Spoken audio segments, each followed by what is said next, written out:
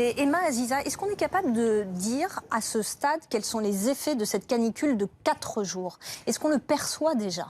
Je pense qu'on commence à percevoir les choses, mais j'ai envie de dire que c'est à la fin du bal qu'on paye les musiciens et qu'on va voir vraiment ce qui va se passer dans les jours, dans les semaines qui suivent, tout simplement parce qu'on a des corps qui sont épuisés, fatigués. Et les choses, enfin les dégâts, les dommages finalement, autant sur les corps que finalement sur le plan économique, puisqu'il va y avoir un impact économique, vont se sentir dans les semaines à venir. Ce que l'on peut noter en tous les cas, c'est qu'aujourd'hui, on est en pleine situation de gestion de crise. En fait, gérer les crises, en général, ça s'apprend avant. Parce que pendant la crise, nécessairement, la décision n'est jamais la plus adaptée. Premièrement, parce que sur le plan émotionnel, on ne sait pas finalement comment on doit faire. Deuxièmement, parce qu'on n'a pas recensé les personnes vulnérables. Donc on voit que la ville de Paris l'a fait, finalement, mais toutes les autres villes en France sont aujourd'hui concernées. Or, en France, il existe ce que l'on appelle des plans communaux de sauvegarde qui permettent en fait de gérer les risques et les crises et de les déterminer. Sauf qu'ils sont obligatoires uniquement dans les zones inondables. Donc dès lors qu'on a un plan de prévention des risques d'inondation approuvé, on a l'obligation de faire son plan communal de sauvegarde en tant que maire. Là, ce qu'on se rend compte, c'est que finalement, cette canicule, elle dépasse complètement toutes les logiques territoriales finalement d'une zone inondable ou pas. Ça concerne tout le monde. Or, on n'a pas recensé la population vulnérable dans de nombreuses zones en France. Donc il va falloir revoir nos plans, retravailler cette stratégie et obliger toutes les villes à se préparer finalement à demain. Pourquoi? Parce qu'on met entre 6 mois et 1 an pour préparer un plan comme ça, pour essayer de comprendre où sont les zones vulnérables, où est-ce qu'on va placer sa population, dans quelle zone finalement réfrigérée on va pouvoir prendre les personnes qui sont vulnérables, qui l'est. Donc si vous voulez, ça demande un travail qui est très en amont. Là, on est déjà dans la gestion de crise, donc on est déjà dans les dommages immédiats. Et on va pour parler limiter ça, il va falloir agir longtemps à l'avance. On va En parler fait, il y a une réflexion globale à avoir. bâtiments. Donc, c'est-à-dire que on a beaucoup parlé des politiques du climat comme des politiques finalement où on devait travailler uniquement sur la question de la réduction des gaz à effet de serre et donc on a focalisé sur la question du CO2.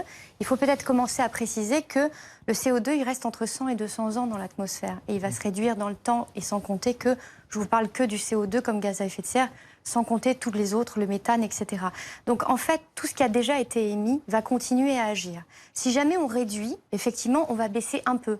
Au lieu d'atteindre 75% de la population mondiale, on va être sur 50%. Mais le problème, c'est que j'ai envie de dire que le mal est déjà fait et on commence à en ressentir les effets. Et ces effets-là, on va continuer à les ressentir dans le temps. Dans les 5, 10 ans, 20 ans, on voit bien que tous les scénarios se rejouent d'année en année. Encore au début de la semaine dernière, on était parti sur 3 jours de canicule. On voit que la canicule s'étend dans le temps. En fin de compte, il va falloir avoir un cerveau beaucoup plus agile. Il va falloir essayer de réfléchir autrement et réfléchir en termes d'adaptation. Adaptation, ça veut dire quoi? Ça veut dire mettre en place à l'échelle de toutes les villes des solutions d'adaptation pour transformer le bâti. On ne peut plus reconstruire à l'identique. Quand on est inondé, la plupart des gens reconstruisent à l'identique, alors qu'aujourd'hui, il y a des solutions pour que l'eau ne rentre plus. Lorsque l'on est soumis à des effets de sécheresse majeurs, parce que ça a coûté beaucoup plus cher que les risques d'inondation l'année dernière, ou d'effets de canicule, il faut là encore adapter son bâti. Et là encore, il y a des solutions à mettre en œuvre. Encore faut-il le faire. Et ça, c'est de la politique d'adaptation, c'est-à-dire on agit tout de suite et maintenant. Et ça, c'est très peu fait. On n'est encore pas d'ailleurs dans cette démarche, puisqu'on le voit dans le cadre du brevet. Il a été repoussé à la semaine prochaine pour les collégiens. Au début, on s'est dit non, on va le maintenir aux mêmes dates et on va transvaser les élèves dans des classes qui sont à l'ombre. Puis finalement, on a vu que les températures s'annonçaient records. Donc du coup, on s'est dit non, on reporte. Mais on est en train de reporter un examen national à la semaine prochaine. Mais on n'est pas assis autour d'une table en train de réfléchir sur un plan pour améliorer les collèges, les écoles, et c'est ça réellement c'est ça vraiment sur le point sur lequel on devrait travailler. Alors je voudrais Emma Aziza, j'aimerais bien avoir votre réaction sur ce que dit Anne Hidalgo. Est-ce qu'il y a du courage chez la maire de Paris de dire voilà, moi je suis la maire du moment où il y a les travaux qui embêtent tous les Parisiens, mais ils sont nécessaires pour la transition écologique? Je pense que c'est difficile de me prononcer sur ce que peut faire effectivement. Enfin, le ressenti des Parisiens, je le comprends, et je comprends aussi le travail courageux que mène la maire de Paris. C'est assez compliqué. Maintenant, effectivement, il va falloir faire avec les deux, je pense. En fait, premièrement, avoir des décisions extrêmement courageuses à mettre en œuvre, mais d'autre part, effectivement, essayer de comprendre aussi la perception des populations, que ce soit d'ailleurs des risques. Il va falloir d'ailleurs en termes de perception, faire une analyse et revenir sur cet événement qui s'est passé pour essayer de comprendre comment l'a vécu réellement la population.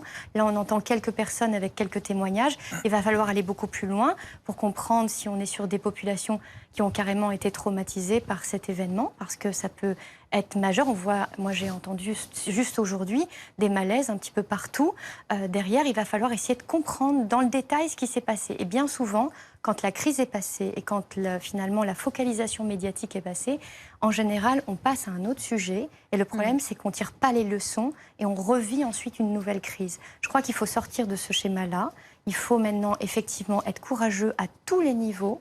À tous les niveaux, ça veut dire que finalement, cette action d'adaptation, elle doit être concertée. C'est-à-dire qu'on parle d'un sujet et puis on passe à un autre. Je crois que tout est lié. C'est-à-dire qu'à un moment donné, que ce soit sur le plan sanitaire, que ce soit en termes de pollution, que ce soit sur les extrêmes climatiques, que ce soit inondation ou sécheresse, on voit bien que tout est lié. L'utilisation des pesticides à outrance, par exemple, génère une réelle, finalement, un réel appauvrissement des sols qui, derrière, ce sont des sols qui sont remobilisés beaucoup plus rapidement lors d'événements d'inondation, qui génèrent finalement des coulées de boue qu'on n'aurait pas eu si on avait des sols végétalisés. On a des sols qui sont aussi plus vulnérables aux sécheresses. Donc on voit bien qu'il n'y a pas de silo, il n'y a pas finalement un sujet et puis un autre, tout est relié. En fait, il faut effectivement adapter tous nos comportements. Maintenant, on s'est rendu compte que pour adapter ces comportements, il faut accompagner les populations. On ne peut pas dire il y a qu'à, faut que, et finalement dire je ne comprends pas, tout le monde n'est pas éco-citoyen, sauf qu'on n'a pas expliqué dans le détail. On n'accompagne pas les gens. C'est-à-dire que aujourd'hui, moi, j'ai fait des recherches effectivement pour essayer de comprendre. Bon, naturellement, il y a énormément de choses que je fais depuis des années, mais parce que je suis dans le milieu. Mais quand on regarde une personne lambda, pour essayer de comprendre exactement comment elle va devoir agir sans culpabiliser, juste en essayant de mener des actions, c'est très compliqué. Faut pas s'imaginer, si vous voulez, que c'est à la portée de tout le monde. Ça veut dire qu'il va falloir changer la manière de communiquer aussi, pour que les gens puissent s'adapter. Deuxièmement, il va falloir arrêter, peut-être, de uniquement focaliser sur la question du CO2, où les gens ne comprennent pas, sur le fait qu'on est sur des scénarios d'1,5 degré, 2 degrés. Les gens ne comprennent pas ce que ça signifie. Même beaucoup d'experts ne comprennent pas. Donc, si vous voulez, on ne peut pas demander aux gens d'aller lire les rapports scientifiques du GIEC et puis ensuite de devenir des super experts du climat dans leur quotidien. Les gens, ils ont leurs propres problématiques. Donc, il va falloir venir, nous, avec beaucoup de pédagogie, essayer de les accompagner finalement à cette transition. On est capable de le faire. On utilise ces méthodes dans les lois marketing et de la communication pour faire passer des tas de messages et pour vendre des tas de choses. Je pense qu'on peut le faire de manière beaucoup plus consciente pour essayer d'élever en conscience les populations. Mais ça veut dire aussi que le système n'est peut-être pas adapté à ces périodes de canicule. C'est clair. De toute façon, c'est la première fois qu'on a de telles températures. Enfin, il faut être clair. C'est-à-dire qu'effectivement, ça fait 4 ans que successivement, on a des sécheresses de plus en plus sévères. Et on voit, on se retrouve chaque année ensemble, finalement, pour se rendre compte à quel point on dépasse des records historiques à chaque fois. Le problème, c'est que là, on n'est plus que sur des questions de sécheresse. On est sur des questions, finalement, sanitaires, des questions directement de vie. On n'est plus sur quelque chose qui peut paraître impalpable, si vous voulez, pour le grand public, qui va être l'atteinte économique, l'atteinte agricole, dans le cas de sécheresse. Là, on est carrément sur de la vie humaine. Donc, on parle d'un autre sujet. On vit, en fait, avec le réchauffement climatique.